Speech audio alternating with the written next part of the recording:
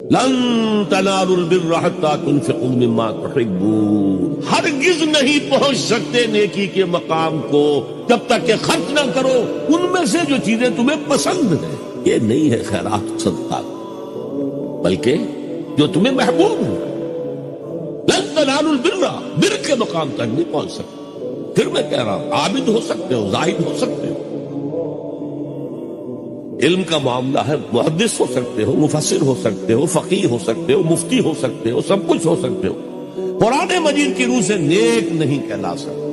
دور دراز کے لوگوں کے ساتھ نیکی ہو رہی ہے، سگے بھائی کی بیوہ اور 3 بچے جو ہے وہ محروم ہیں، انہوں نے اس وقت یہ کر دیا تھا، یہ کر دیا تھا۔ ظاہر بات ہے کہ اگر تو اللہ کے لیے دینا ہے تو پہلا حق ان کا، اللہ کے لیے دیا ہے اگر تو اپنے اس نفس کے جو انتقام کا جذبہ ہے اس کو کچلو، اور جس کا سب سے پہلا حق ہے اس کو پہنچاؤ۔